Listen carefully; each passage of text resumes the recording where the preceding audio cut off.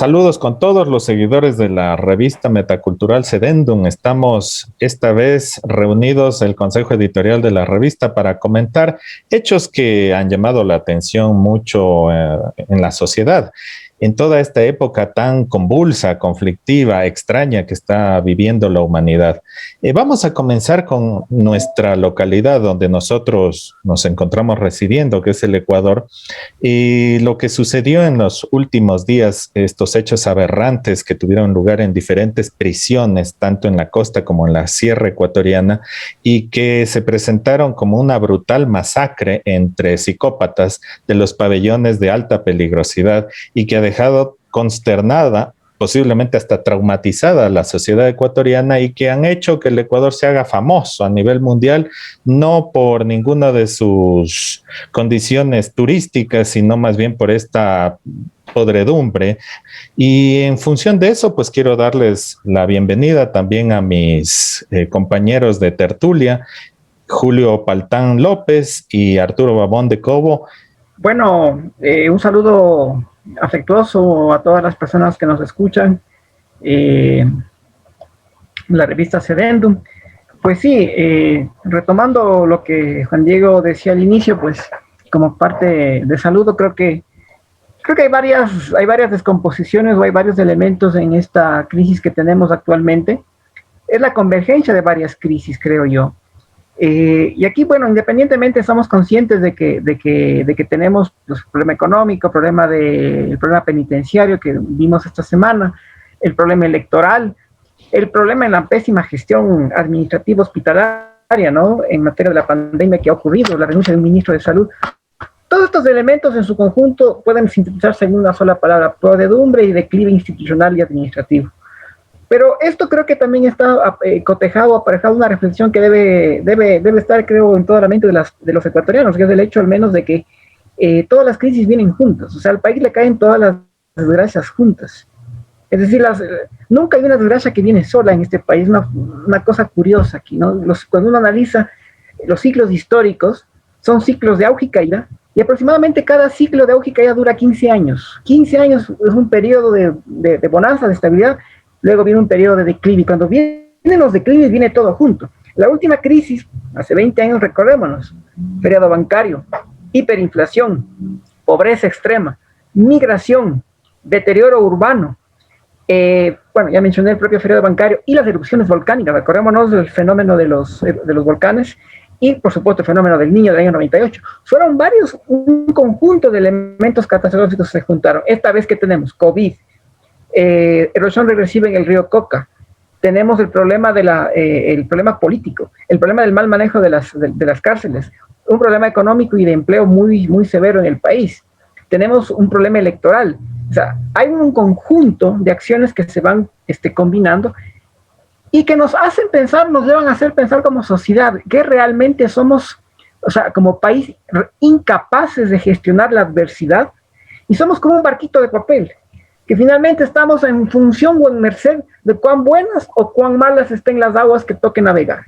A diferencia de pueblos maduros o desarrollados que han logrado no solo crear una identidad fuerte, sino una agenda programática, una hoja de ruta, un deber ser. ¿Sufren choques externos? Sí, por supuesto, la pandemia ha golpeado a todo el mundo, pero tienen una programación y tienen al menos una fortaleza institucional que les permite hacer frente a estas adversidades.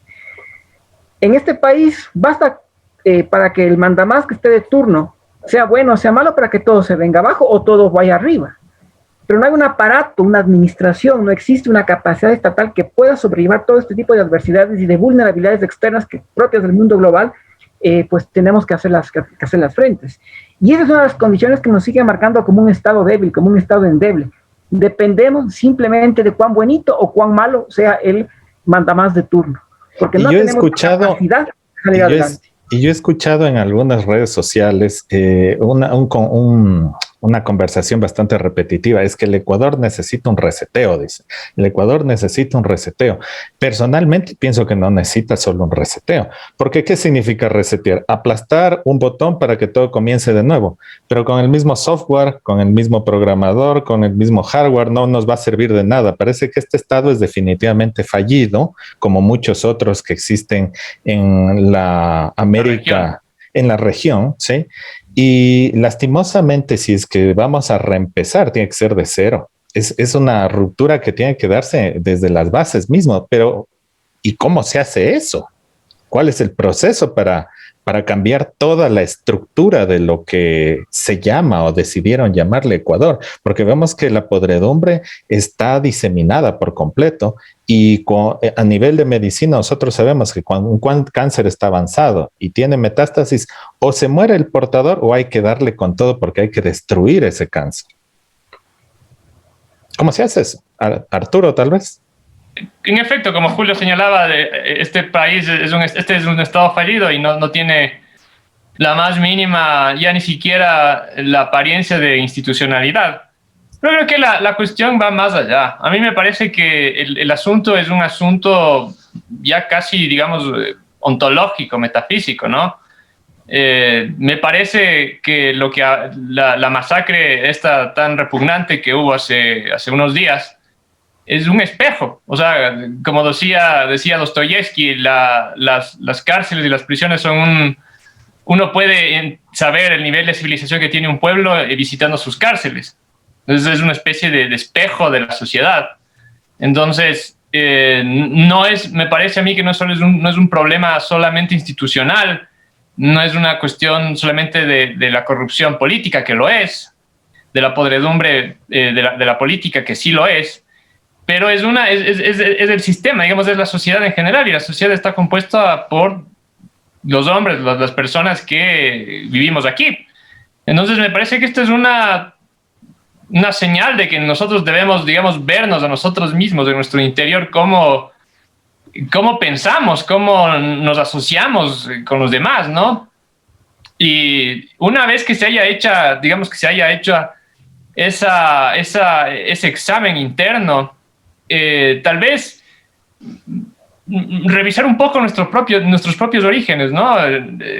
¿Qué mismos somos? ¿Cuál es nuestro ethos? Este país, como la mayoría de países hispanoamericanos, tienen una especie de esquizofrenia de identidad, ¿no?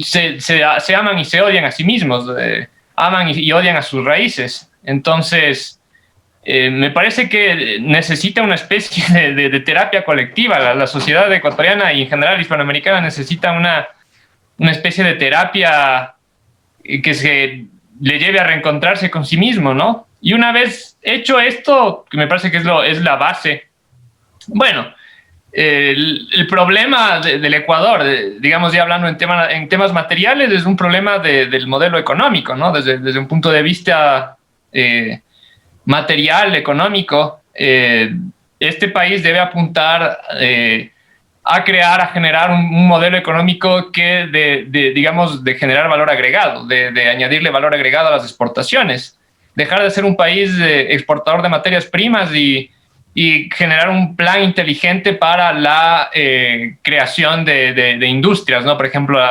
generar cadenas productivas en el sector agroindustrial, en la maricultura, en la acuicultura, en la minería, en el turismo. O sea, en general, en teoría es fácil realizar esto.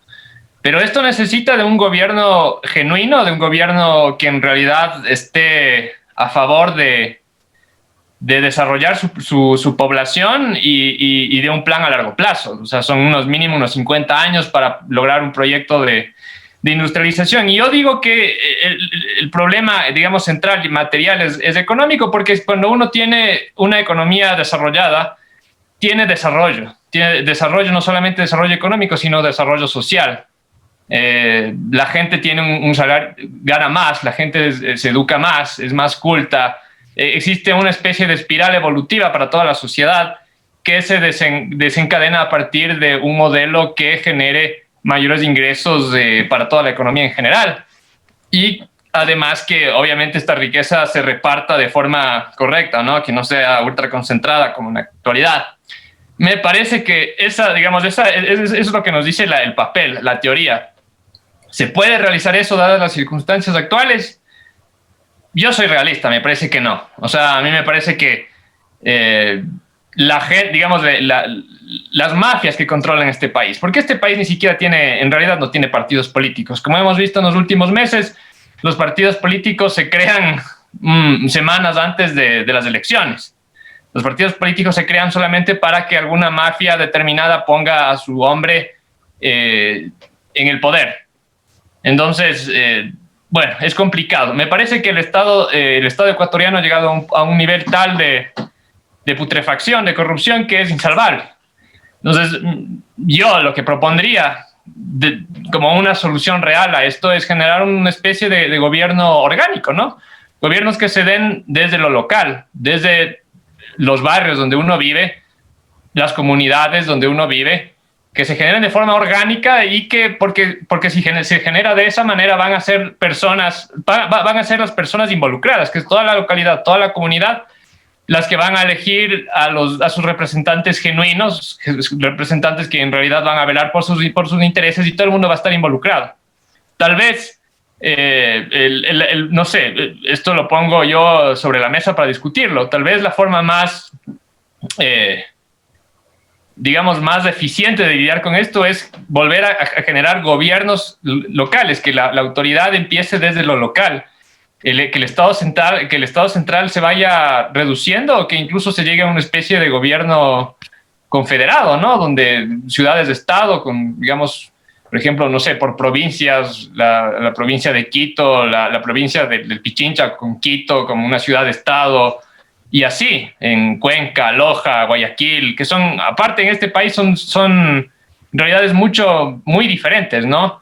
Y porque no creo que se pueda esperar nada de una clase política absolutamente corrupta y un Estado totalmente podrido. Es que nos han metido la idea, y la gente siempre romantiza ese término de la democracia. La democracia es que sea como sea, pobres pero democráticos, inservibles pero democráticos. Y sí valdría aclarar la realidad. Si ya Platón creo que profetizó todo lo que iba a suceder con la decadencia de los sistemas políticos, y que la democracia no era la mejor forma tampoco de gobierno, y que iba a entrar en un proceso decadente, que es lo que nosotros vivimos ahora, la oclocracia, que es el gobierno de la muchedumbre sin sentido. A ver, ¿quiénes votaron primero? La prueba, para muestra un botón, ¿quiénes fueron los primeros que votaron en el último proceso electoral en Ecuador? Los presos, la gente privada de la libertad. Es decir, que los psicópatas que se desmembraron hace poco, los psicópatas que decapitaron a sus semejantes en ese pabellón de alta seguridad, fueron los primeros que tuvieron el derecho al voto. Es decir, ellos también ponen gobernantes. Me parece que ahí hay un cortocircuito dentro de este famoso sistema democrático. Me parece estúpido, ridículo, inconsistente, incoherente que las personas privadas de la libertad, sobre todo ellos, porque bueno, tal vez alguien que robó porque tenía hambre tiene derecho al voto, incluso es debatible, pero un psicópata que tenga derecho al voto, que ese voto valga igual que el mío, el de ustedes, el de las personas decentes, ¿no les parece una incoherencia, pero de lo más absurda? No sé qué piensan ustedes, Julio, Arturo. Sí, bueno, es uno de los principales males que supone la homologación, digamos, de los sistemas democráticos modernos. Pero independientemente de aquello, en el caso ecuatoriano, pues es realmente una demostración patética de a qué extremo llega este discursito y esta cantaleta de los derechos, porque estamos tan saciados de esta palabra derecho, que todo es derecho, todo es derecho. Entonces, cuando todo es derecho, entonces se pierde la noción de responsabilidades y llegamos fácilmente al punto en el que la gente cree que puede hacer lo que le da la regalada gana, y eso es lo que está pasando en el país. Entonces, nadie puede obsequiarle a nadie porque es el derecho a esto. No nos llame la atención entonces que los infractores de tránsito, la gente que comete abusos, los mentirosos, cualquier tipo de irresponsabilidad, de demagogia, no solamente un crimen, por supuesto, pero cualquier tipo de bajeza humana pasa a ser llamado un derecho. Entonces yo tengo derecho, obviamente, a ser maleducado en la mesa, porque es mi derecho. Yo tengo derecho a escuchar con volumen alto la música y sin importar que les moleste mi vecino, porque es mi derecho. Entonces, creo que en el Ecuador ya estamos en un punto en el que realmente debemos reflexionar de cómo este discurso nos ha llegado a ese extremo patético del discursito de los derechos, y realmente por qué necesitamos una noción de autoridad, de firmeza. Y alguien que nos dio esto lamentablemente vilpendiado y despreciado es García Moreno. García Moreno fue uno de los pocos líderes que supo poner un sentido de autoridad, de respeto, de orden, de convivencia. Sí, derechos sí, pero como yo decía, derechos para todos menos para el malhechor y para el infractor, pues es lógico. Y ojo que la noción de ciudadanía, aún en el esquema liberal clásico, contempla dos nociones, los derechos y las obligaciones, pero aquí, ¿quién diablos pide a la gente que tenga una noción de responsabilidad con sus semejantes, con la sociedad? Es decir, la noción de las obligaciones. Todo es derecho. Entonces, claro, como todo es derecho, entonces tengo derecho a manejar alcohólico, tengo derecho a golpear a quien me dé la gana, tengo derecho a portarme maleducado, tengo derecho a mentir, a robar, porque es mi derecho, ¿no? Entonces, ese discurso creo yo que es lo que ha llevado justamente a lo que tú, Juan Diego, señalabas, que la peor clase de psicópatas en las que tengan el poder del voto. Y lo que tú dices acerca de los derechos me recuerda algo que igual en esta época está muy de moda, referirse a Singapur. ¿Qué era Singapur antes de Lee Kuan Yew? ¿Qué era Singapur antes de que él haya llegado? Me parece que comenzó como primer ministro en 1959. Pero ¿cuál es la frase con la que caló él? La población para salir adelante se preocupa demasiado de los derechos y de la democracia. No necesitamos tantos derechos y democracia, sino disciplina, dijo. Y en su mandato como primer ministro, que duró hasta los años 90, en su salida, Singapur se transformó de un infiernillo y un mercadillo en el que lo convirtió el imperio inglés, el imperio británico, hasta una isla, un micropaís totalmente pujante que sobrevive a base sobre todo de tecnología, de altísima tecnología, obviamente como punto mercante importante. Y donde no hay delito, Juan Diego. Y no, donde no hay muertes violentas, eso es algo rarísimo, pero claro, las leyes son durísimas, me parece, puedo estar equivocado, pero Singapur todavía tiene castigos con vara para muchas personas. Las multas son altísimas por escupir en la calle. Y el nivel de tolerancia en el que tienen que vivir, porque claro, la realidad de Singapur es diferente a la nuestra y tampoco podemos aplicarla al 100%, sería ridículo, pero Singapur ha tenido que convivir con diferentes tipos de migraciones, religiones enfrentadas desde siempre, pero con la política del señor Kuan Yew lograron aceptarse y convivir en una armónica tolerancia musulmanes, budistas, sintoístas, cristianos, y han salido adelante y le ponen valor agregado a todo lo que ellos realizan. Me parece que ese es un ejemplo muy, muy llamativo de cómo sale adelante. Y bueno, podríamos buscar otros más, ¿no? Japón, por ejemplo, de forma milenaria, ellos se han manejado por los principios del Bushido, que muy bien Julio los ha mencionado en otros vídeos de Sedendum, y que es Japón. Y los principios del Bushido son disciplina, lealtad, honor, principios muy profundos, el respeto a sus ancestros, pero claro, estos países, sea como sea, tienen un ethos, tienen una identidad de origen. ¿Cuál es esa identidad en el Ecuador? Yo creo que, bueno, yo creo que la clave está en lo que dijiste al inicio y en lo que acabas de decir. O sea, un sistema en el que se equipara el voto de un delincuente que valga lo mismo que no sé, un gran filósofo o un gran genio, es una aberración. Es un sistema, o sea, el igualitarismo parte desde un principio que es antinatural, porque la naturaleza no es igualitaria, está en las antípodas de ser igualitaria. O sea, en un sistema, la sociedad es un sistema. En un sistema existen múltiples, digamos, elementos, múltiples elementos que cada quien tiene su función. Y la función de cada elemento es importante para todo el sistema, pero no todos los elementos pueden cumplir las mismas funciones.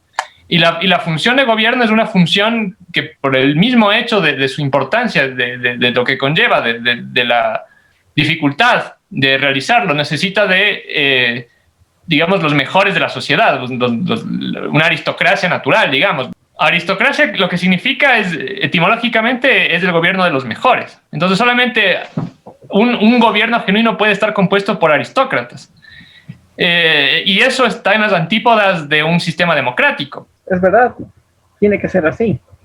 Es uno de los principales males de la democracia moderna, por supuesto. No es un sistema perfecto y creo que lo estamos palpando y viendo en todo el mundo, pero creo que esto es digamos, congénito en la naturaleza humana. Por eso no me canso a mí de admirar, pese a los milenios que han transcurrido, al sabio Platón. O sea, las formas de gobierno tienen sus virtudes y tienen sus defectos. O sea, la monarquía, sí, sistema de protección, pero lleva también a la tiranía.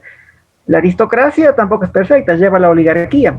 Y la democracia es el más vulnerable de todos, pues, por supuesto, lleva a la demagogia, lleva al circo, lleva al show, lleva a la farándula y lleva a todo a que estemos en manos de las peores masas, las masas más, pues sí, ignorantes, cuyo voto ni siquiera es fruto de una conciencia de una evolución, porque ese fue, digamos, otro tema que hay que analizar, como por ejemplo en Europa occidental, el voto universal tampoco se lo dio así nomás, o sea, porque independientemente del nivel económico de las clases sociales fruto de la revolución industrial en Europa occidental y Estados Unidos, el voto fue fruto de un proceso evolutivo muy largo, en el cual paralelamente, mientras crecía la economía, crecían los niveles de educación. Entonces, obviamente, el votante por lo menos tenía mayores niveles de información. En América Latina, obviamente, no hemos tenido eso, sumado el problema de estados inconclusos.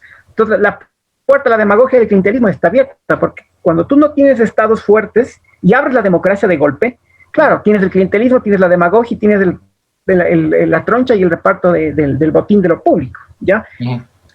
En el caso de Alemania, la democracia no llegó de la noche a la mañana, llegó muy tarde, pero primero se consolidó con disciplina, con organización, un Estado fuerte, una economía próspera, militarizado, el equivalente al personaje de Singapur que mencionó Juan Diego en el caso de Alemania, antiguamente Prusia, fue Federico II de Prusia, un verdadero estadista ilustrado del siglo XVIII estamos hablando, pero que sentó las bases organizativas, institucionales de un Estado que a la final iba a terminar dominando Europa. Hablo de Alemania. Entonces pongo estas comparaciones para darnos cuenta realmente de cómo temas como el voto no es pues una cosa que simplemente hay que darla como que fuera repartir caramelos a diestra y siniestra. Cuando las instituciones políticas no vienen de una evolución larga, histórica, en la que hay incluso sufrimiento de por medio, la gente no lo valora, es que es así. Lo que se obtiene sin sacrificio, sin participación, y se lo obtiene de manera fácil y gratis, prácticamente no es valorado. Y acaba en muy mal gestionado, muy mal manejado, y acaba en cosas aberrantes, como las que ustedes han mencionado.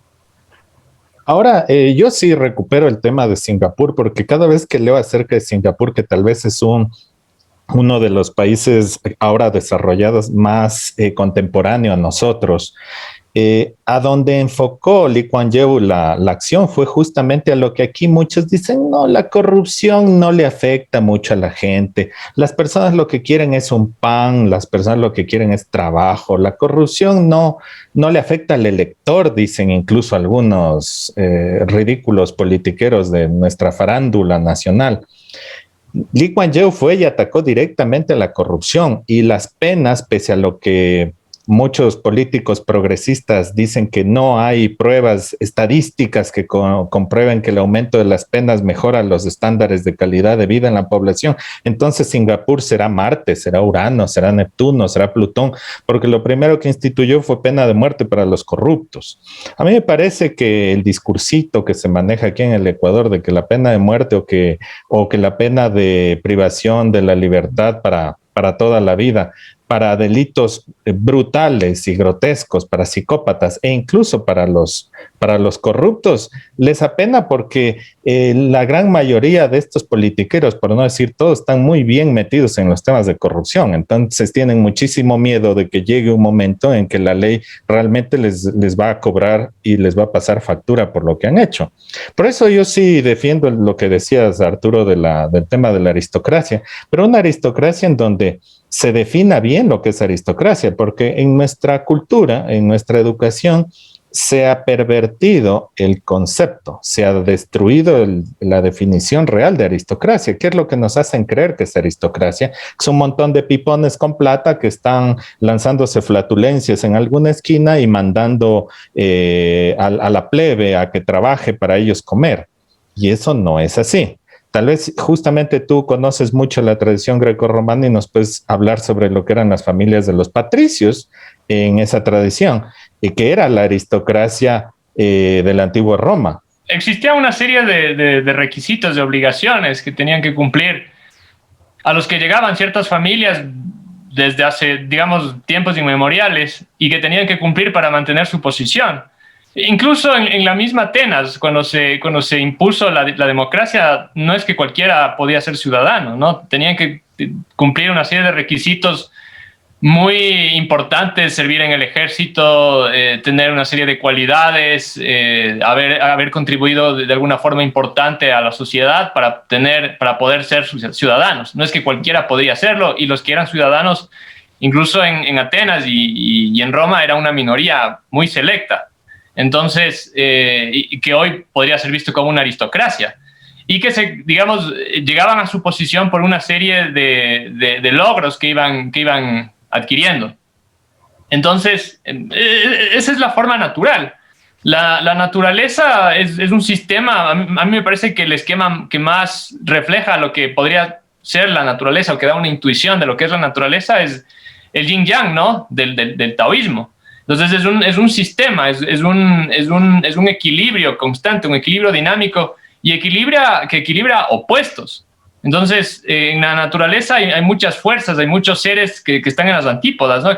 que son fuerzas opuestas, pero la naturaleza hace una especie de milagro en coordinarlas a todas y ser digamos, un organismo equilibrado.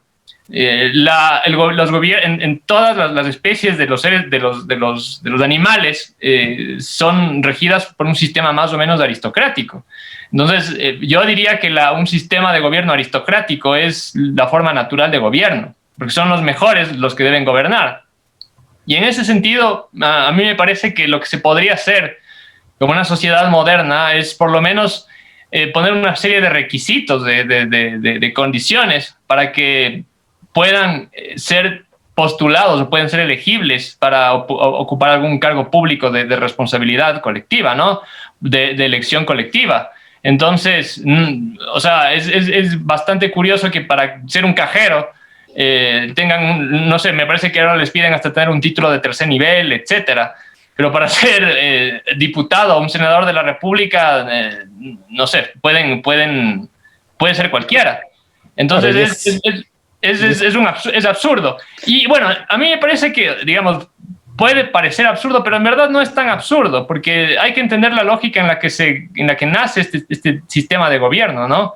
Este sistema de gobierno es una especie de cortina de humo cuando se da la revolución burguesa contra, digamos, el régimen anterior, el régimen aristocrático. Y esa revolución burguesa lo que quería era deslegitimar a la clase gobernante anterior y legitimarse a sí mismo. La forma que encontró para hacerlo es, no nos olvidemos además que el origen legítimo último de los gobiernos monárquicos y aristocráticos era un origen metafísico, ¿no? Un origen espiritual.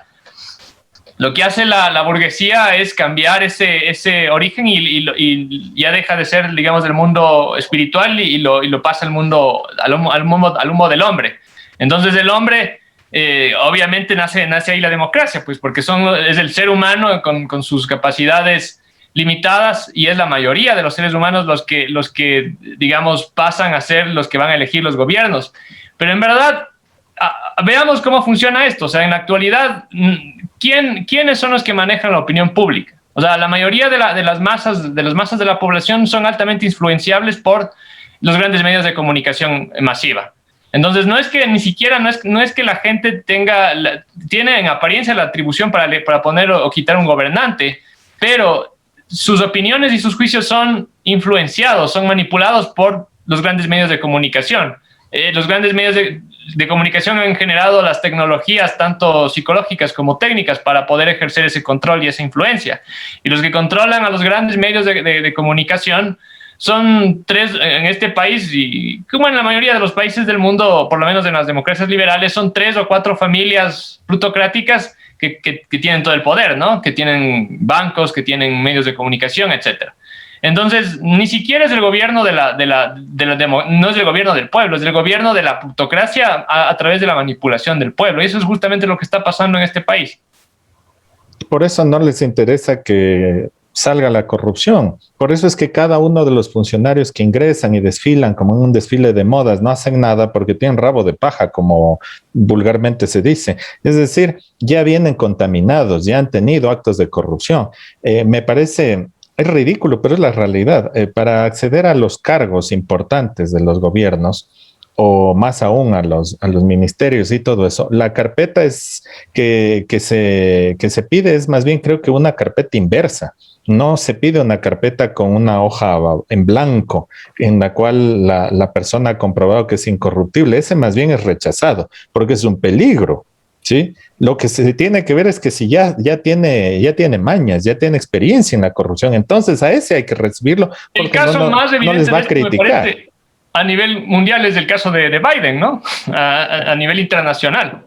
O sea, el tipo me parece que es el candidato más corrupto en la historia norteamericana que ha llegado a la presidencia, o de forma fraudulenta. Yo, la verdad, a mí me parece que esa fue una elección bastante fraudulenta.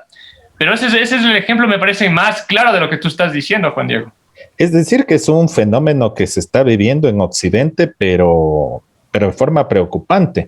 Es un proceso que está afectando a muchas de las sociedades, pero obviamente que lo del Ecuador ya es un extremo, como conversaba con algún colega hace poco. Nos acercamos más al África subsahariana que a los países en desarrollo en nuestra estructura social. Y eso es sumamente preocupante. Y además se romantiza todo. Yo me he quedado estupefacto con los medios de comunicación en este país. Y no voy a decir nombres, por supuesto, pero lean las noticias. Ponen noticias románticas acerca de los psicópatas que decapitaron a sus semejantes ahí, pero si el relajo fue en las salas, en las salas de máxima seguridad, es decir, los señores que están metidos ahí no son personas que han robado una gallina, no se han robado un pan, no son personas ni siquiera narcotraficantes. No, los que están metidos ahí son todos psicópatas que han matado de forma secuencial a un montón de personas, que decapitó a su madre, había uno ahí, y romantizan las noticias. Aparece alguien diciendo por ahí que cómo es posible que mandan a los policías tan armados para que enfrenten a esas indefensas personas privadas de la libertad. Entonces también se ve ya un proceso, no sé, de una ignorancia tremenda, de una falta de sentido común y de una romantización del mal que parece que estuviera profetizada incluso en diferentes libros previos al apocalipsis. Entonces, sí es preocupante. Yo creo que situación del hay Ecuador, un punto ¿no? importante ahí, y lo quiero mencionar antes de que se me pase. A mí me parece que, o sea, tanto la plutocracia, digamos, la clase plutocrática, que son los super, ultra, archimillonarios, como las masas, digamos, las masas descerebradas, son las dos caras de una misma moneda. La una no puede sobrevivir sin la otra y viceversa. Entonces, por ejemplo, en el caso, vamos a hablar de lo macro y del caso local. Por ejemplo, a nivel macro en Estados Unidos, ¿qué es lo que pasó en las últimas elecciones presidenciales? Lo que pasó es que los grandes ultramillonarios, la élite plutocrática global, ya ni siquiera es solamente norteamericana porque ya es global, se alió junto con las grandes masas de gente ya incluso hasta con enfermedades mentales. Armaron dos frentes, los unos manipulando, digamos, la opinión y tergiversando la realidad a través del control mediático y en redes sociales. Las grandes cadenas de televisión, las grandes cadenas de comunicación, las redes sociales, como todos sabemos cuál, llegaron incluso hasta bloquear varias veces al presidente de Estados Unidos, que se supone que es el hombre más poderoso del mundo, ¿no? Eso por un lado. Y por otro lado, las grandes protestas que se armaron, quemando negocios de la clase trabajadora mismo, violentando, matando gente. Entonces, son esas dos. Es como, incluso hasta la analogía, a mí me parece que la analogía más clara para el que haya visto o haya leído la obra de Tolkien, El Señor de los Anillos, es la plutocracia sería como Sauron, el ojo que todo lo ve, ese poder ahí omnímodo, y sus hordas de masa de gente descerebrada que ya no son ni siquiera humanos, porque no se comportan como humanos. O sea, es gente que llega incluso a quemar iglesias de 300 años o más de antigüedad, no respetan los credos de nadie, matan solamente por el color de piel. Entonces se aliaron esas dos fuerzas y son parte o sea, la una se necesita de la otra para mantener una especie de simbiosis, de simbiosis de decadencia y degradación. Y eso es algo que se vio, eso es algo que fue evidente en Estados Unidos. Eso es algo que sigue, la gente ahí, digamos, el otro bando sigue no se ha rendido, digamos, sigue ahí, sigue protestando, sigue sacando verdades a la luz, sigue sacando verdades sobre el fraude. Las leyes que se han puesto, digamos, desde que empezó la administración de Biden en asuntos de esto del LGTBI, que un hombre que se declara mujer ya puede participar en un deporte femenino, puede entrar en un baño de mujer, etcétera. Entonces, eso por un lado. Los bombardeos de Norteamérica en el Medio Oriente, en Siria, ya comenzaron nuevamente. Entonces, ya llega a la sátira, ya es una burla, es una caricatura en sí misma. Y eso se da aquí también, obviamente, a la realidad local, ¿no?, más barroca en el país, donde se tiene a los grandes, aquí a las grandes mafias que tienen este país dividido, ¿no? Los grandes grupos de poder, que la mayoría son grupos ilegítimos porque han obtenido su riqueza de forma ilegítima, pero que se sostienen gracias a los votos de la mayoría de una mayoría de gente que, como tú mencionabas, incluso está en la cárcel.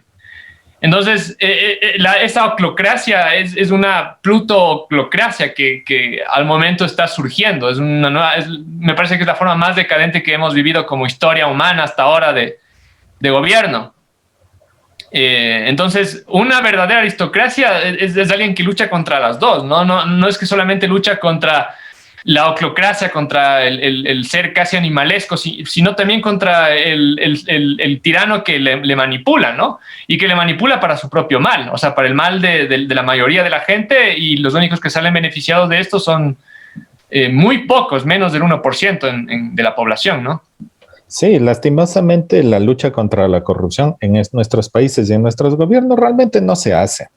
La realidad es que se la utiliza como publicidad y como mecanismo de control de la oposición. Eso es lo que se ha visto en nuestros países. No es que haya una verdadera lucha contra la corrupción, y no va a haber mientras no se implanten mecanismos fuertes, y eso está directamente relacionado con el endurecimiento de las penas de todos los delincuentes y de los corruptos, por supuesto, sea quien sea. Y que desaparezca. Pero yo tengo una pregunta ahí, y a los dos. O sea, en un estado tan corrupto y podrido, ¿no sería contraproducente endurecer, o, por ejemplo, la pena de muerte o el endurecimiento de las penas? Porque no van a ser las personas, los culpables, los que van a ser perseguidos, sino tal vez va a ser lo contrario, ¿no?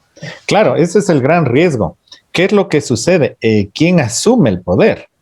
Si es que asume el poder a alguien, como decíamos, este ejemplo ya trillado de Lee Kuan Yew en Singapur, y él se transforma en un verdadero patriota, en un defensor de la esencia y de la virtud de su país, de su nación, entonces lógico que manejas en el sentido de purificar a su nación. Y no hubo una manipulación del proceso judicial, sino que fueron juicios absolutamente justos, muchos incluso para la sociedad occidental criticables por la dureza de los juicios. Pero él decía una frase: si tú quieres limpiar de la corrupción a tu país, tienes que estar preparado para meter preso a tu propia familia. Y él me parece que lo hizo con algunos sobrinos y primos que fueron detectados en casos de corrupción, pero en nuestro país, si endurecemos las penas así porque sí, y porque el día de mañana venga y alguien diga pena de muerte para esto y lo otro, vamos a ser nosotros mismos los que terminemos presos o en la horca, porque mientras el sistema judicial esté corrompido, mientras los que estén gobernando estén corrompidos, y no tengan el menor interés en limpiar realmente la corrupción, no va a pasar nada.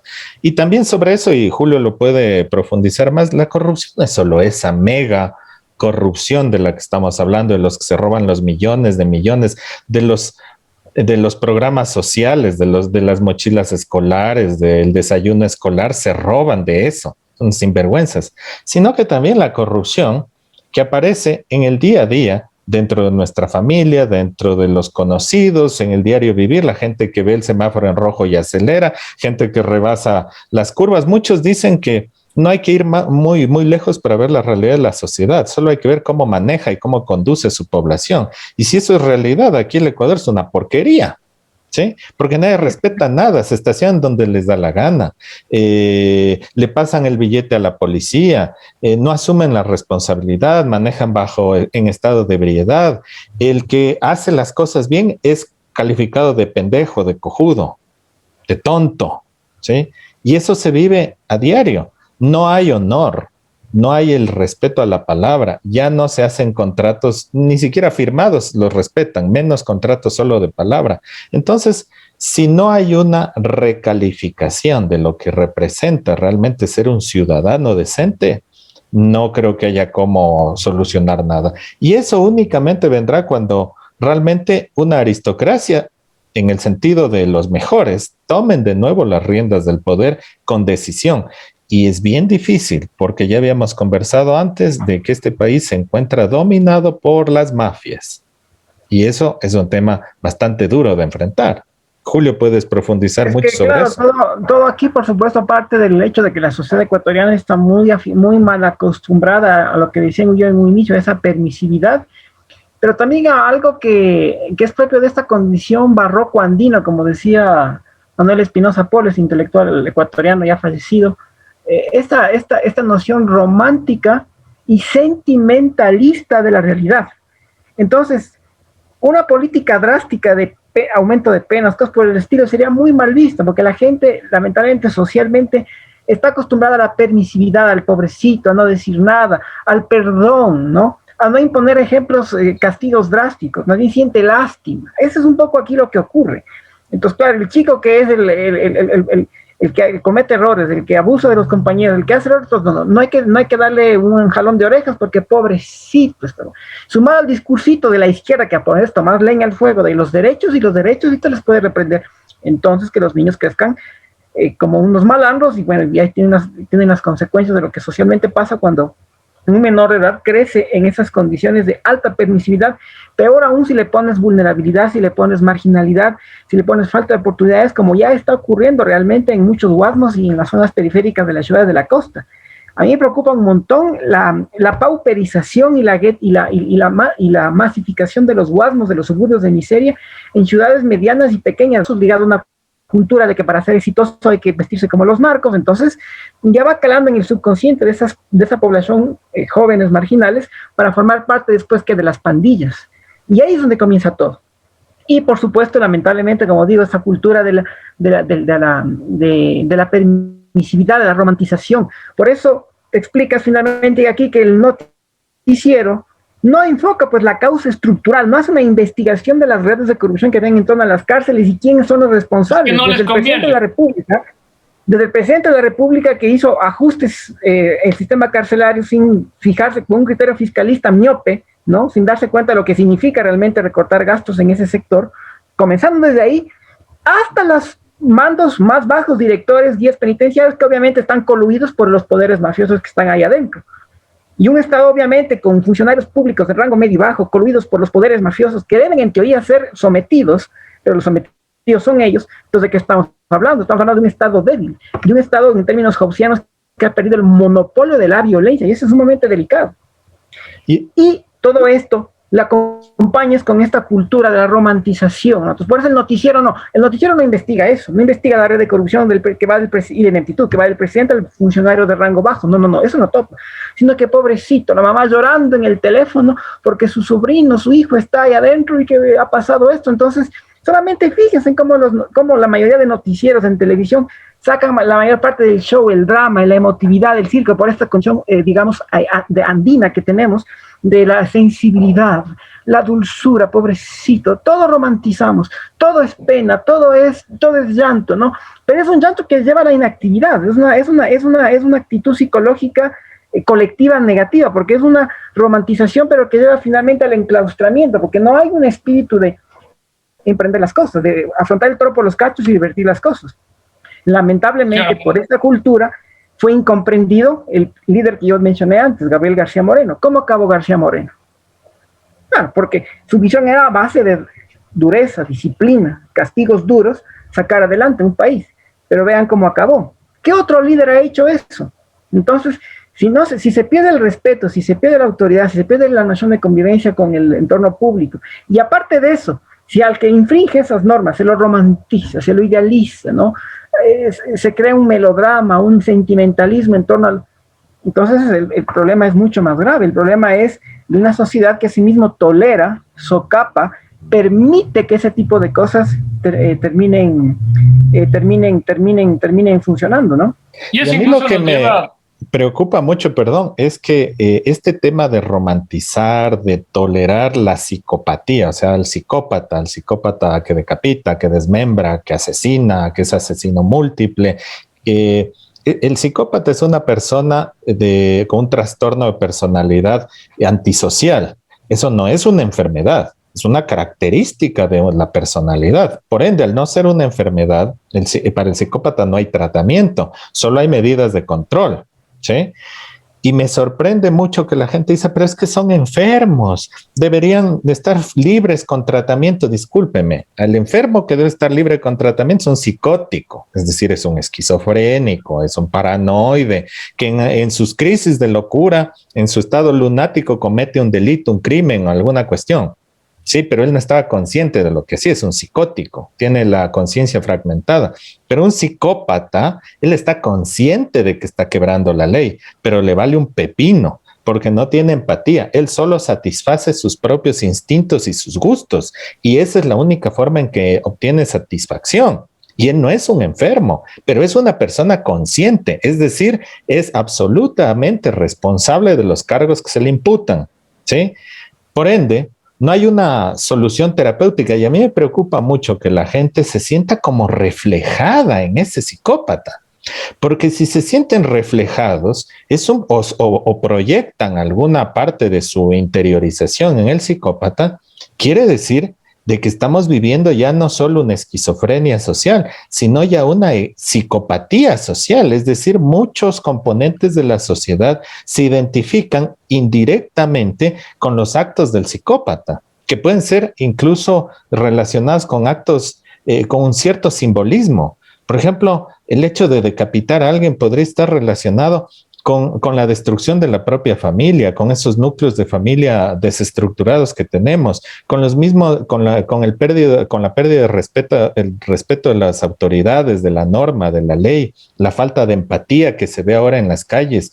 Quito, que es la ciudad donde yo vivo, cuando yo era niño y vivíamos acá, a papá, que era mexicano, le fascinaba Quito porque era una ciudad tranquila, una ciudad culta, una ciudad en la cual se podía ir a los museos, se podía caminar en el centro histórico y no estábamos expuestos constantemente a la delincuencia a la que estamos expuestos ahora. Y la gente era empática. Me acuerdo de esa canción, de esa propaganda de Quito, te quiero bonito, ciudad coqueta, sonrisa bella, y la gente se unía en las famosas mingas de vecindario para arreglar el barrio. El vecino era como parte de la familia, era un buen amigo. Ahora, pregunten el nivel de empatía que se vive en Quito y no me van a dejar negar. ¿Quién es el vecino? Pues para el quiteño posiblemente es el peor enemigo. Ya no existe la empatía que existía antes. A veces no se sabe ni quién vive en el departamento de al lado. Pueden estar muertos un mes que no nos damos cuenta, sino por el olor a putrefacción. Entonces, ese nivel de pérdida de empatía me hace llevarle el diagnóstico de la sociedad hacia un trastorno antisocial. ¿Será posible que la sociedad ecuatoriana ya no solo es esquizofrénica, sino que es antisocial, es decir, es psicopática? ¿Qué dicen ustedes?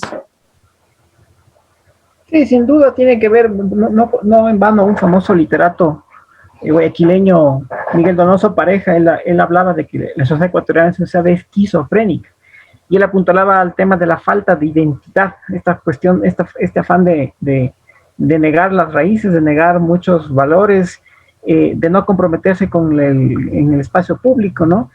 Y bueno, su obra, aunque literaria y todo, incluso hacía muchas reflexiones que hacían reír al lector, pero es un sabio reflejo de que efectivamente los males individuales, los males de la persona como tal, trasladados a la esfera pública y masificados, por supuesto, se convierten en verdaderas pandemias sociales, en verdaderas pandemias psicosociales. Entonces, como ha sido siempre la tradición ancestral, ¿no? Su pensamiento sabio, como es dentro es afuera, como es arriba es abajo. Entonces, si los individuos están podridos, es obvio que la sociedad que los aglutina van a estar podridos. Estamos sumamente claros de que la sociedad no es solamente la suma de sus individuos, pero obviamente, ¿quiénes componen esa sociedad? ¿Quiénes lo hacen? ¿Quiénes son los que lo hacen, le dan vida?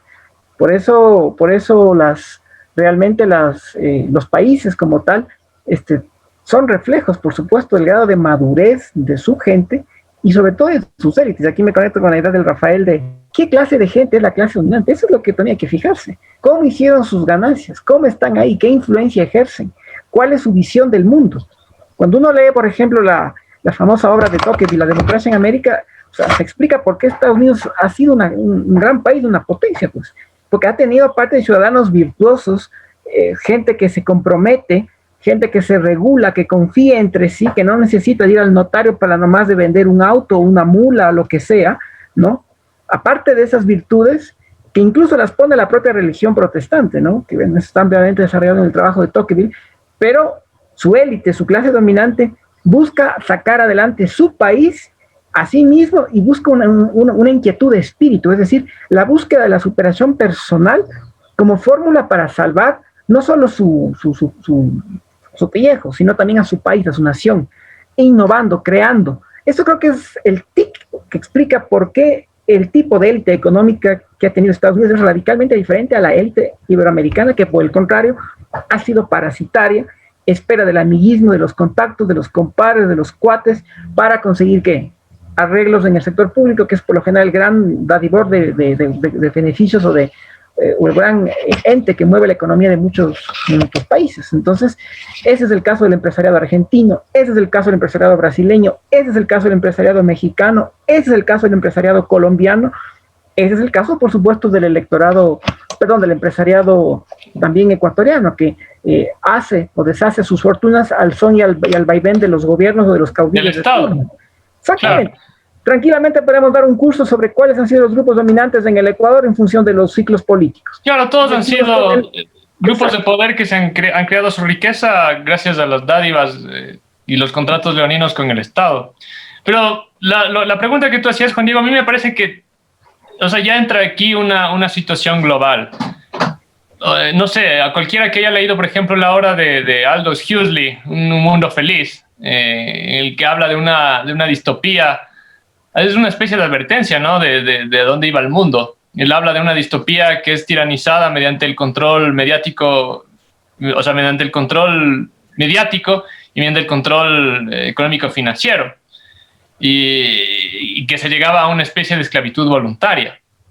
Entonces, a mí me parece que eso es lo que está pasando y eso es algo que lo están hablando de frente. O sea, eso no es una teoría de la conspiración ni nada que se le parezca, ¿no? Si uno va y lee las obras, por ejemplo, de Klaus Schwab, que es el presidente y el fundador del Foro Económico Mundial, que hablan ya de un gran reseteo, que hablan ya de Build Back Better, en la que buscan controlar la opinión pública a través del control digamos, las redes sociales y un sinnúmero de tecnologías que están a punto de salir, en la cual van a participar una serie de algoritmos para el control de la población, que la van a controlar por las redes sociales, pero la van a controlar de otras muchas formas. Esto del transhumanismo es algo que está a punto ya de salir, es algo que se está propulsando mucho desde el Foro Económico Mundial y bueno, una serie de grupos de poder.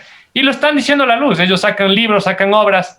La singularidad tecnológica, de la que me parece que hemos hablado en alguna de nuestras charlas, está también de aquí a unos 20 años. Y eso va a ser un cambio brutal para la humanidad, ¿no? Es una serie de convergencias de tecnologías, de la ingeniería genética, la tecnología de programación de inteligencia artificial, la nanotecnología, la robótica, que van a dejar en el desempleo a millones de personas. Entonces, obviamente lo que se busca es una serie de control. ¿Y cómo controlas a una sociedad? Atomizándole. ¿Cómo controlas a una comunidad? Desmantelando la comunidad. Entonces, ¿cómo haces eso? Atomizas a la población, le hipnotizas con un aparato con el cual tiene que estar casi las 24 horas, te haces que se olvide del vecino, te haces que se olvide de todo, destruyes la noción de comunidad y entonces solo tienes un ejército de personas, de seres grises, atomizados, sin ningún sentido de pertenencia, sin ningún sentido, sin ningún ethos que le defina. Es un empleado, es un empleado consumidor, un productor consumidor desprovisto de alma.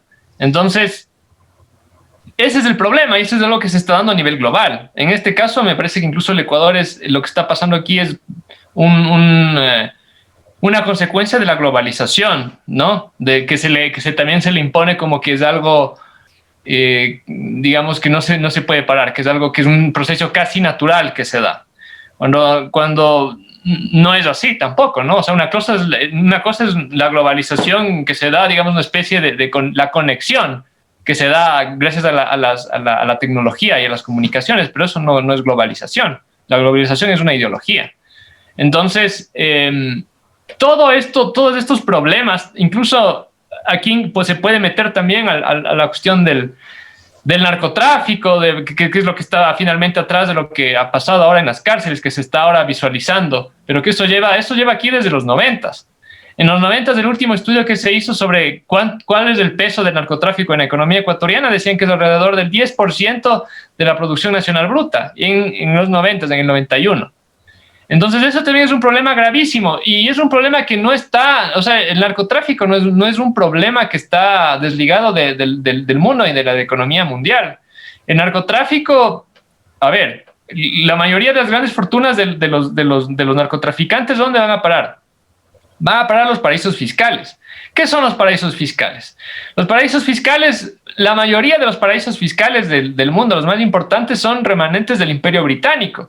Es decir, o sea, son pilares importantes del tejido monetario y financiero mundial. Entonces, en buena parte, los pilares de la banca internacional, del mundo financiero internacional, se sostienen sobre el narcotráfico. Entonces, todo esto es muy complicado. ¿Y a qué nos lleva? Por ejemplo, y como hispanoamericanos. Por un lado, en darnos cuenta de que el Estado no sirve para nada. El Estado, por lo menos en el caso del Ecuador, y no sé si hay algún país hispanoamericano que se salve, pero los Estados no sirven para nada. Más bien todo lo contrario. Entonces, lo que yo le veo, la solución, porque también hay que proponer soluciones, ¿no? Lo que le vería como una solución es empezar a generar gobiernos legítimos, gobiernos locales, bajo los que se construya una verdadera estructura orgánica de gobierno, pero que también se vayan, digamos, uniendo, que se vayan poniéndose puentes entre las diferentes sociedades hispanoamericanas. Porque, a ver, nosotros desde México hasta la Patagonia hablamos el mismo idioma, tenemos la misma cultura, tenemos las mismas raíces, somos un solo bloque geopolítico, somos un solo bloque geográfico, pero también histórico, un bloque en verdad civilizacional. Entonces, obviamente, si es que nosotros armamos los acuerdos que se deben armar, económicos, de cooperación financiera, e incluso militares, entre toda la región, vamos también a poder tener la fuerza suficiente como para solucionar estos problemas tan graves como es el narcotráfico, porque como les acabo de decir, atrás del narcotráfico no es que son un grupo de delincuentes inteligentes y bien organizados, es un grupo de delincuentes inteligentes y bien organizados, respaldados a su vez por incluso la finanza internacional, porque les beneficia. Entonces, personas que puedan entender estos temas, que puedan aportar a estos temas y trabajar para estos temas, serían, por ejemplo, los ciudadanos en antigua Atenas o en antigua Roma. O sea, solo esas personas tendrían derecho a ser ciudadanos. Y en la realidad actual, en la modernidad, en nuestra coyuntura, me parece que a esas personas hay que empezar a, por lo menos, expandir estas ideas, ¿no? Por lo menos empezar armando un debate serio de estas cuestiones, ¿no? Por un lado, entender que los estados-nación hispanoamericanos son estados artificiales, porque nacen de forma artificial. O sea, las divisiones entre un ecuatoriano y un colombiano, la verdad, no hay mucha división cultural, no hay división histórica, no. Hay que organizar gobiernos locales orgánicos, pero también una cooperación, y ahora tenemos la tecnología para aquello, una cooperación incluso que llegue a un tamaño continental para solucionar problemas gravísimos que afectan a toda la región, como es el narcotráfico, uno de los más graves. Y así hay una serie de acciones que como hispanoamericanos ya deberíamos empezar a pensar, porque esto ni siquiera se piensa. O sea, la gente no sale todavía del parroquianismo de ¿qué es ser ecuatoriano? Yo les pregunto, ¿qué es ser ecuatoriano? ¿Qué es ser colombiano? ¿Qué es ser venezolano? O sea, no hay una identidad real atrás de eso y tal vez por ahí también esté el problema, ¿no? Definitivamente, cuando no hay identidad comienza todo el conflicto, porque al no generarse identidad no hay empatía con el territorio en el que uno vive y se generan los trastornos psicosociales. Pero lo que tú decías del tema del esclavismo social, ahora lo vemos con el COVID. Sea cual haya sido el origen, ya una vez establecida la enfermedad dentro del mundo, la manipulación que han hecho de la información cada uno de los gobiernos de acuerdo a su antojo y necesidades, infundiendo miedo y desinformando, nos damos cuenta de que esos son los mecanismos de control más impresionantes que tiene el sistema, la desinformación y el miedo. Parece que por ahí se maneja todo. Y ese nivel de desinformación que lleva al miedo y a las crisis de pánico hace que las personas acepten sus cadenas, que les den las gracias a ese estado inepto que tú muy bien lo has mencionado, por todo lo que hace para protegerles de la muerte. Ese miedo constante a la desintegración a la que todos vamos a llegar. Es el mecanismo de control que más me ha sorprendido porque las personas ya no entienden más allá de eso. Uno trata de explicarles el tema de la seguridad, desde la enfermedad, de esto, del dinero electrónico, de los diversos peligros a los cuales está cayendo nuestra civilización, pero no. La gran mayoría de las personas lo primero que tienen en su cabeza es la muerte. Y lastimosamente muchas familias han perdido familiares en esta pandemia y eso hace que se ratifiquen sus miedos y no quieren ser los siguientes. Y ahí viene el tema de la intangibilidad y de cómo este sistema, este suprasistema que es el que maneja todos estos hilos de los destinos, maneja también el componente metafísico, como lo habíamos mencionado. Ya alguno de los sabios de estos ascetas mencionaba, en el caso de Gurdjieff, decía, una sola cosa es cierta, que la esclavitud del hombre crece y aumenta. El hombre se está convirtiendo en un esclavo voluntario, ya no necesita cadenas. Él comienza a encariñarse con su esclavitud, a estar orgulloso de ella, y esto es lo más terrible que le puede pasar a la humanidad. Y es lo que nos hemos dado cuenta. Ahora hay un nuevo dispositivo ya listo, lo pueden comprar por cualquiera de las tiendas que venden los productos a distancia. Es un collarín electrónico para que se pongan alrededor del cuello. Y cada vez que se acerque demasiado una persona va a vibrar. Podían ponerle hasta choques eléctricos de una vez y de seguro lo están comprando. De hecho, lo están comprando bastante en ciertos países. Ponerse un collarín en el cuello, pero es que parece regresar al esclavismo de grillete, ¿no?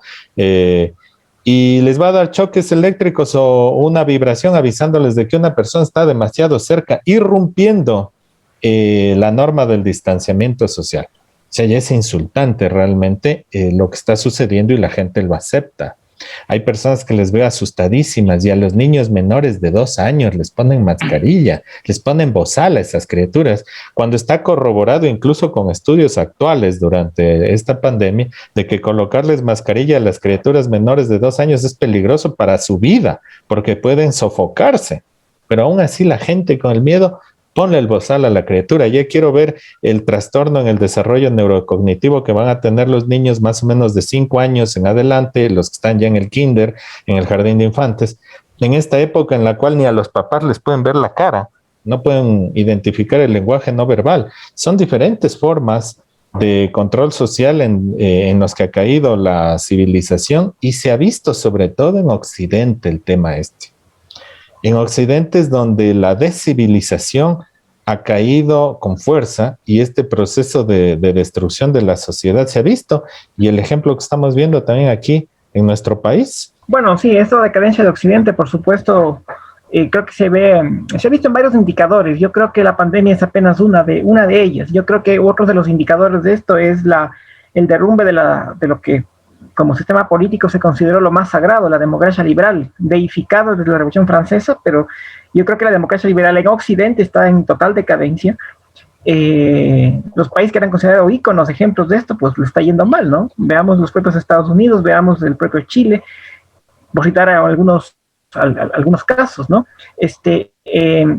Otro síntoma de esta decadencia occidental está, por supuesto, en la pérdida, y esto es algo para mí importante, pero quizá para muchos de mis colegas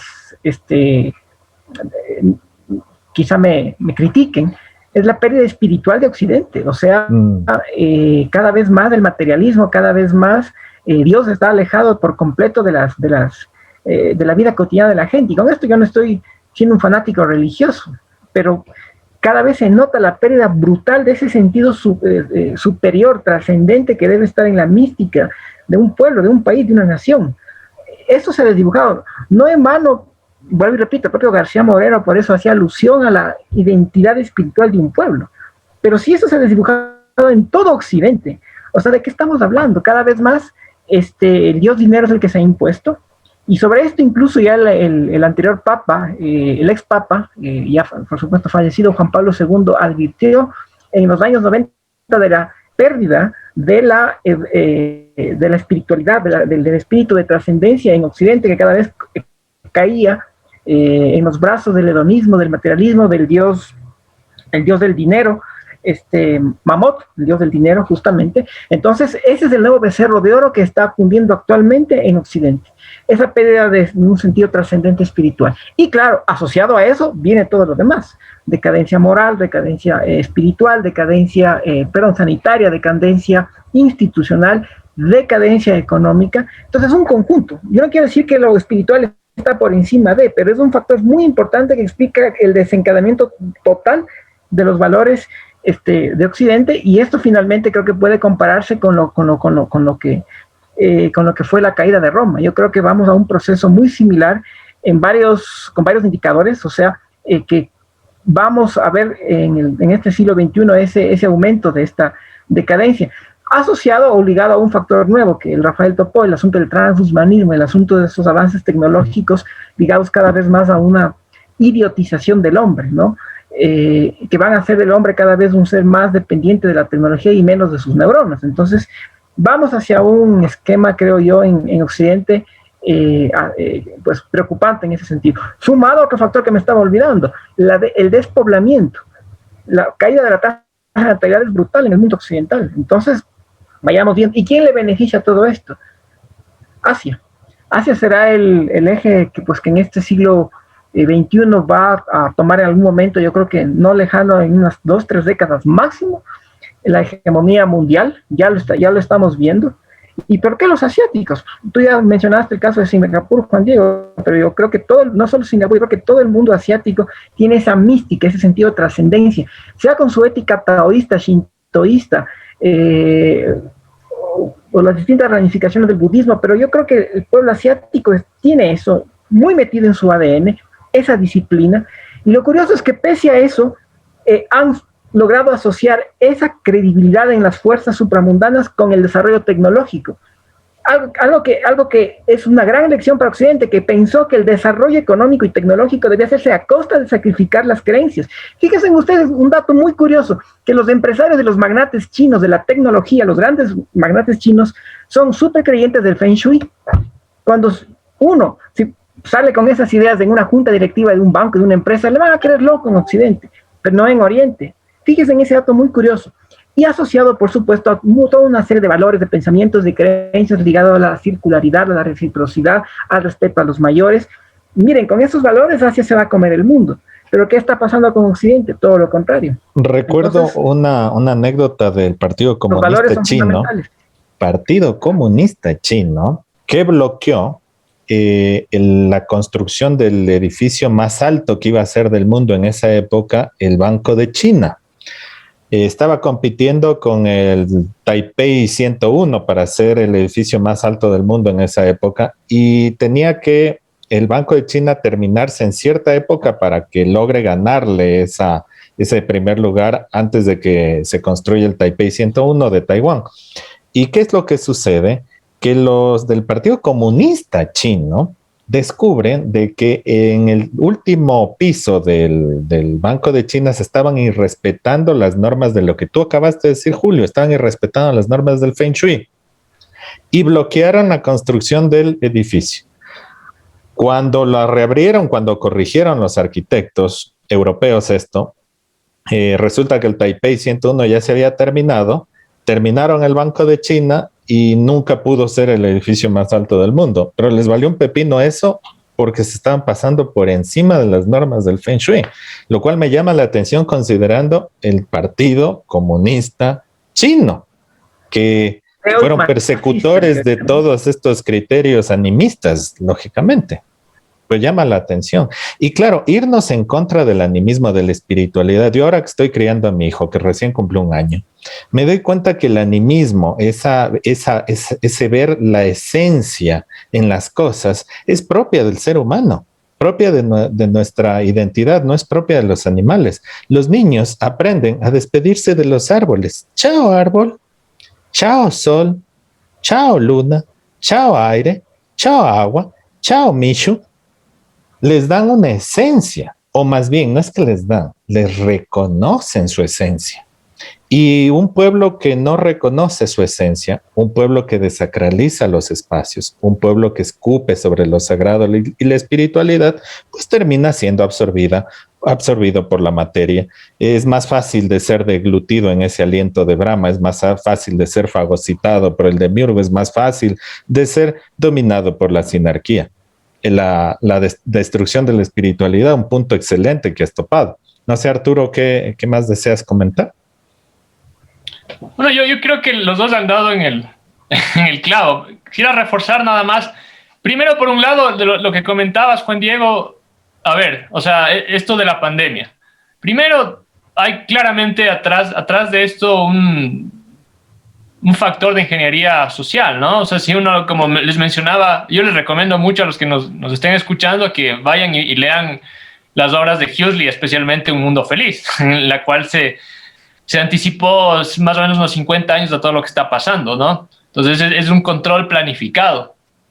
Y en ese sentido hay una máxima en el periodismo que dice, cuando algo está muy confuso, cuando no se sabe qué mismo es lo que está atrás, la máxima es sigue el dinero. Entonces uno va a ver, ¿a quién le ha beneficiado la pandemia? Y obviamente hay gente a la que le ha beneficiado muchísimo. Y bueno, en ese sentido, como les comentaba, atrás de la pandemia, ¿qué es lo que ha habido? Ha habido la emisión monetaria, la emisión inorgánica de dinero a nivel mundial más importante de la historia, la más grande de la historia. Para los que algo entienden o bueno, para la gente en general, el dinero que se crea, existen dos formas de crear dinero. El dinero que genera los bancos centrales, que es el señoreaje, que se crea dinero físico, y el dinero que se crea con los préstamos de la banca, lo que se llama la banca de reserva fraccionaria. Entonces es un dinero creado en base a deuda. El dinero se crea en el momento en que se coloca un préstamo. Aproximadamente solamente el 3% de la masa monetaria mundial es creada por los bancos centrales del mundo. El resto es creado por dinero privado creado en base a deuda, es dinero en base a deuda.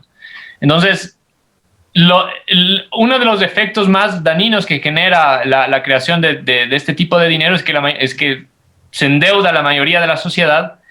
Y además se realiza una especie de transferencia de riqueza entre, digamos, la parte más pobre de la población a la parte más rica. Hay una repartición de la riqueza de la parte más pobre a la parte más rica cuando se genera dinero por la inflación, debido a que el dinero recientemente creado siempre pasa, digamos, en la pirámide económica de las castas más, digamos, de las clases más altas a las más bajas en el tiempo. Entonces, los que primero reciben el dinero son los que adquieren las cosas a menor precio, en resumen.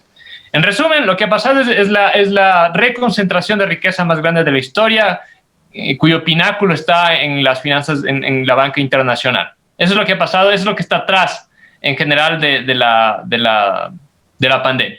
Sin mencionar todos digamos, los métodos de control que se ejerce a través de la población, como tú lo has mencionado, Juan Diego, a través del miedo, y han atomizado más a la población hasta el punto en que existe esto que tú decías de esos collares para que no se puedan acercar el uno al otro. Han restringido la asociación de las personas, han restringido aún más, digamos, la posibilidad de que surjan comunidades genuinas de personas, ¿no? Porque ese es un verdadero peligro para los que están atrás de todo esto. Eso por el lado de la pandemia. Y por lo que decía Julio respecto a esta cosa, o sea, hay que entender que una cosa es la ciencia, porque, a ver, en el occidente lo que ha pasado es que se ha negado sin ninguna base para aquello, se ha negado la divinidad y se ha adoptado un nuevo credo, un credo materialista, un nuevo credo, pero que tiene las características de un credo, ¿no? De una secta, el cientificismo, que no científico, porque la ciencia simplemente es un método y el método científico no puede refutar la existencia de lo metafísico y más ha pasado lo contrario, ¿no? Si uno lee algunas teorías de la mecánica cuántica, ya eso parece más incluso una especie de metafísica, ¿no? Y de hecho ha habido gente que la ha correlacionado con metafísica digamos, de tradiciones antiguas como el propio Vedanta o la propia Cábala. Entonces, no es que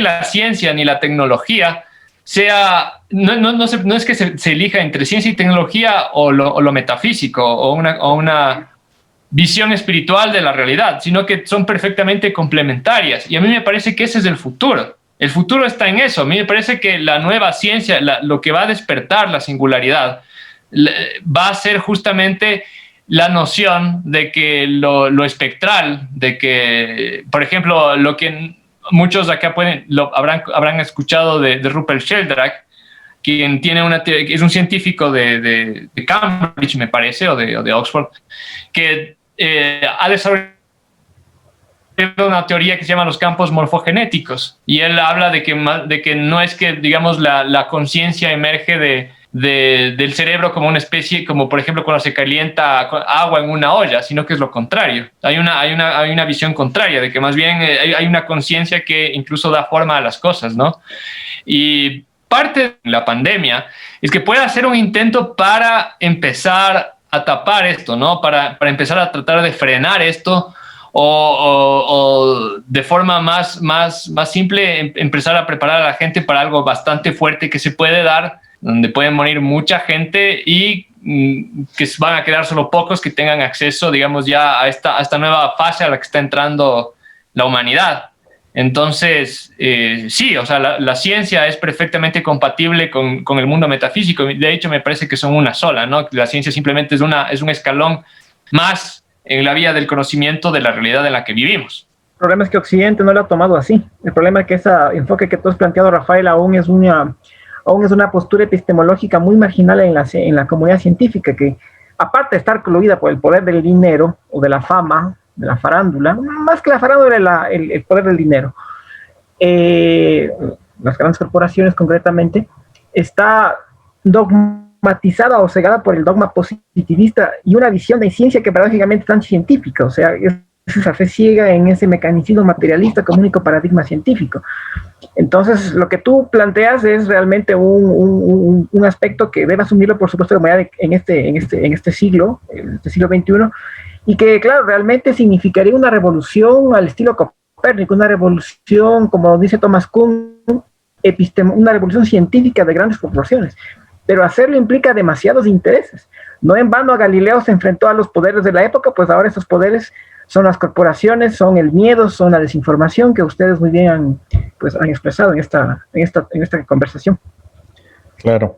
Yo pienso que deberíamos nosotros, las personas que han despertado, tratar de unirse. La creación de estas comunidades despiertas es importante para que en el caso de que se vaya dando y que se va a dar este tema del nuevo reseteo, el tema de la singularidad, estar preparados para absorber lo positivo de estos procesos, porque obviamente van a haber procesos positivos, pero si nos dejamos manipular por todo y caemos esclavizados más de lo que estamos, pues no vamos a llegar a ningún lado. Siendo esto, pues hemos conversado bastante sobre diferentes temas. Nos damos cuenta de que los conflictos del Ecuador son reflejo de los conflictos globalistas, pero que obviamente aquí se ahondan debido a la desestructuración de una sociedad que se encuentra en descomposición, como lo decía Julio, en el cual tenemos el miedo de que no solo vivimos con esta crisis del COVID, sino de que también tenemos que asumir una sociedad con una esquizofrenia social que parece que no solo se ha tornado esquizofrénica, sino también psicópata en ciertos aspectos.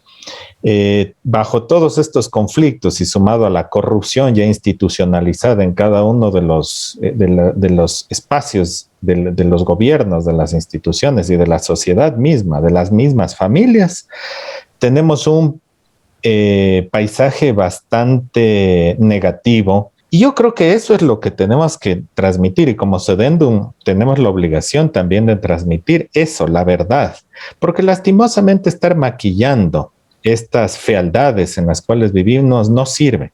No nos sirve solo decir que el Ecuador es un país maravilloso, es chiquito y tiene todo, que el Ecuador y sus lindos paisajes, que la potencia turística, que todo lo que necesitas es Ecuador. Eso no nos sirve. Ese es un conformismo barato. Sí, ese es un maquillaje de poca monta.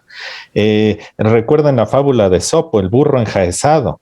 El burro estaba podrido. El resto era solo telas, decoraciones y maquillaje. ¿Sí? Necesitamos ver la realidad, y la realidad que tenemos que aceptar es que la sociedad ecuatoriana está corrompida desde las bases y que se necesita rehacer todo con una visión diferente, con personas diferentes, con estructuras diferentes, con software diferente, con administración diferente, hacer todo desde el principio. Quién sabe, y hasta cambiarse de nombre. He ahí una opción, las ciudades-estado, la descentralización de los poderes, de las administraciones, pero la cosa es complicada mientras no haya realmente esa aristocracia real y natural que asuma el poder del cambio. Personas que nos han visto, muchas gracias por todo. Por favor, visiten la página web de la revista. Hay una nueva edición, la segunda edición, que está muy buena, muy interesante, con artículos realmente importantísimos. Está la continuación del trabajo de Rafael sobre el subdesarrollo hispanoamericano y las vías de superación de este problema. Está un tema importante como es el futuro de los Estados Unidos y la importancia que tuvo el personaje de Donald Trump. Hay reportajes sobre arte, sobre fotografías, sobre viajes, lugares verdaderamente maravillosos del mundo en esta ocasión, de Alemania y de México particularmente. Hay artículos muy interesantes sobre holismo, sobre salud, que recomendamos muchísimo, de filosofía, de historia, ¿no? que son muy importantes y que alumbrarán justamente mucho de las inquietudes o de los vacíos existenciales que existen lamentablemente en nuestro medio social. También les invitamos a que estén muy atentos al próximo seminario que lo anunciaremos en las próximas semanas en relación a iluminaciones, sociedades secretas. Serán temas que abordaremos en un seminario que se avisará con la debida anticipación. Esas son las sorpresas que Sedendum trae para ustedes este 2021. Muchas gracias.